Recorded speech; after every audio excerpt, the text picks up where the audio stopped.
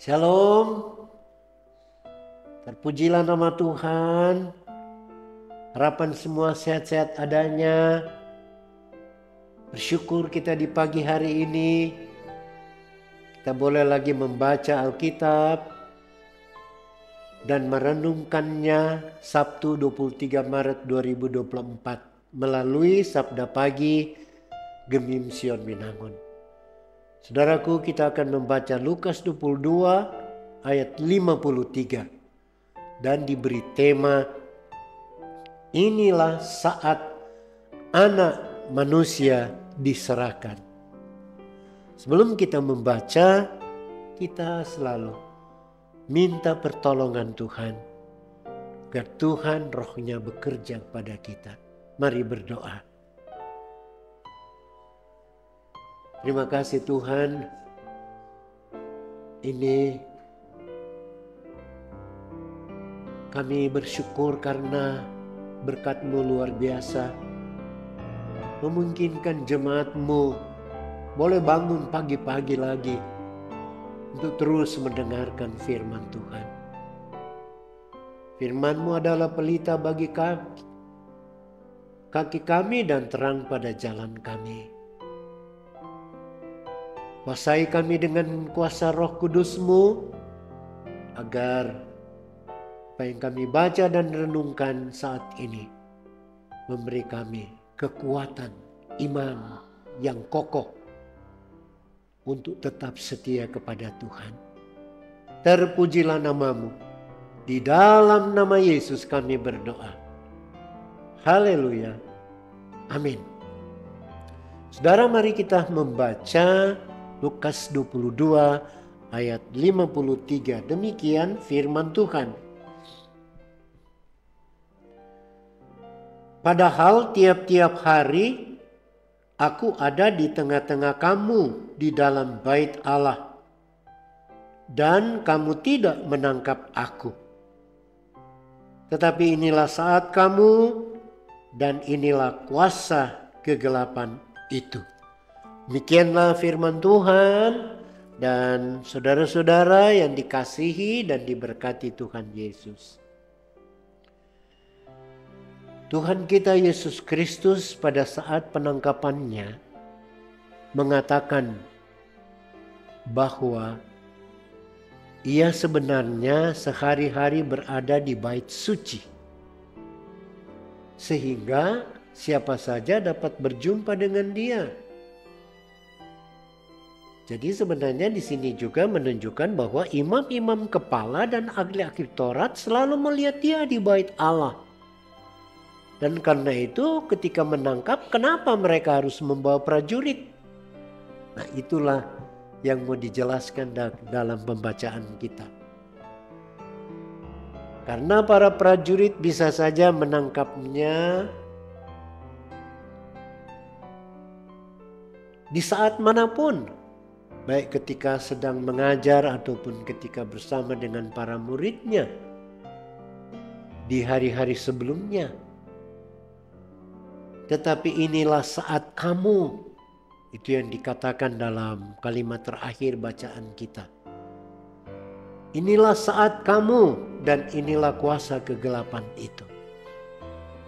Apa maksudnya? Inilah pernyataan Tuhan kita Yesus Kristus dalam konteks bacaan kita tadi. Yesus Kristus hendak memberikan pernyataan bahwa inilah saat ini harus mulai menjalani masa-masa sengsaranya, yakni bermula dari penangkapannya. Itu maksudnya, inilah saat kamu. Jadi Yesus Kristus tidak hendak menghindar atau melarikan diri atau meminta para muridnya dan orang-orang banyak untuk membela dirinya. Karena ia tahu bahwa rencana Tuhan Allah harus digenapi dalam proses dirinya.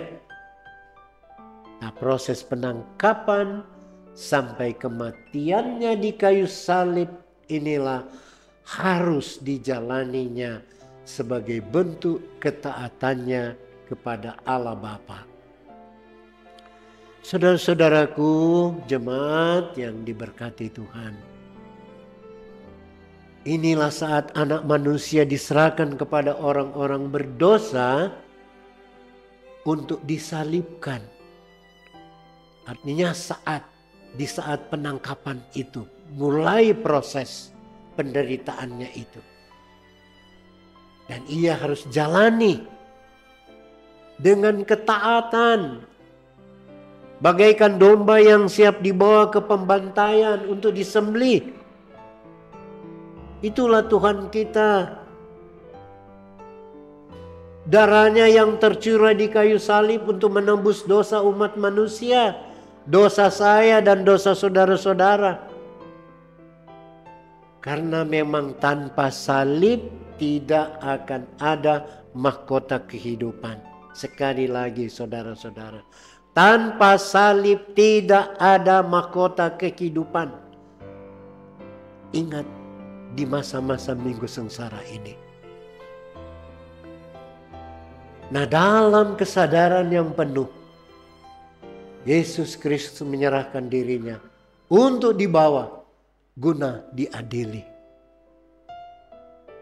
Ia tahu bahwa tidak ada gunanya membela diri. Benar. Karena itu harus dijalaninya. Orang-orang yang menghendaki kematiannya pasti akan selalu mencari jalan supaya ia dihukum mati. Dan itulah jalan Tuhan Allah untuk menyelamatkan umat manusia. Saudaraku, minggu-minggu sengsara ini kita disadarkan, kita diingatkan untuk semakin menghayati sengsara Yesus Kristus. Mari kita masuk pada konteks ia dihina, ia diludahi, ia dicambuk sehingga kulit dan dagingnya rusak. Bisakah kita sebagai anak Tuhan, sebagai umat, orang percaya, kita merenungkan ini. Dihina, diludahi, dicambuk, sehingga kulit dan dagingnya rusak. Saudara, ini panggilan untuk saya dan saudara-saudara. Panggilan mana mengingatkan konteks minggu sengsara ini adalah benar-benar rekonsiliasi diri. Benar-benar introspeksi tentang keberadaan iman kita dan pengakuan kita kepada Tuhan. Apa yang Tuhan Yesus pikul melalui memikul salib yang berat seorang diri untuk saya, untuk saudara-saudara, untuk kita semua, untuk dunia ini. Itu semua dijalaninya dengan kesetiaan dan ketaatan. Sekali lagi saudara-saudara, kesetiaan dan ketaatan. Ia rela menderita, ia rela mati untuk menebus saya dan saudara-saudara, untuk menebus dosa kita semua. Karena itu saudaraku, firman Tuhan ini satu ajakan untuk kita. Peringatan akan kita. Untuk percaya, terus percaya kepada Tuhan. Kita tetaplah setia. Mulai dari mana? Mulai dari keluarga kita. Orang tua, anak-anak. Suami istri. Kita diajak terus rajin bekerja dan belajar sebagai tanda bahwa kita adalah orang yang percaya kepada Tuhan. Orang tua ada tanggung jawab untuk selalu mengajarkan kepada anak-anak untuk rutinitas rajin beribadah, membaca Alkitab. Tapi juga orang tua mengajarkan moral Kristiani. iman, untuk menghormati orang tua pada anak-anak. Dan sebaliknya juga anak-anak, ajak untuk isilah hari-hari hidup dengan Tuhan yang menganugerahkan kehidupan.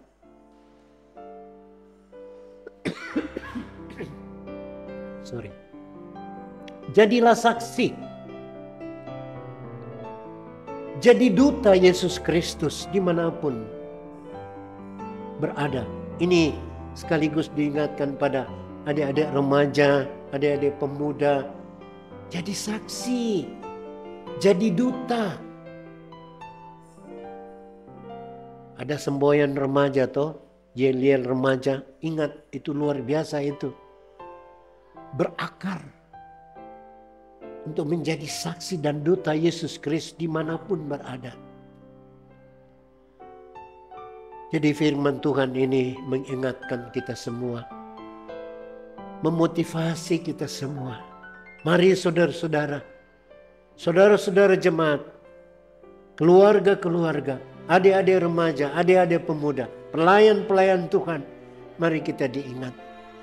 Lakukan tugas dan tanggung jawab kita. Apalagi mari kita introspeksi sebagai pelayan, sebagai hamba Tuhan, sebagai keluarga, sebagai orang tua, sebagai remaja, sebagai pemuda, untuk benar-benar kita menghayati minggu-minggu sengsara dan sekaligus ajakan untuk Jumat Agung. Ingat baik-baik, untuk Jumat Agung adalah kesempatan bagi kita mengekspresikan kesetiaan kita kepada Tuhan. Sidi-sidi jemaat, Jumat Agung adalah puncak perenungan tentang kasih penderitaan Yesus yang menjadi tebusan dosa bagi kita. Tuhan memberkati kita semua. Terpujilah nama Tuhan. Haleluya. Amin. Mari kita satu dalam doa. Terima kasih Tuhan untuk firman-Mu saat ini. Terpujilah nama-Mu. Biarlah peringatan penderitaan Tuhan menjadi kekuatan motivasi bagi kami, menumbuhkan iman kami, kesetiaan, keyakinan, kepercayaan. Dalam kematian, penderitaan Tuhan sudah menembus dosa kami. Dan tolonglah kami untuk mewujudkan itu dalam kehidupan sehari-hari. Terima kasih, terpujilah nama-Mu. Haleluya. Amin.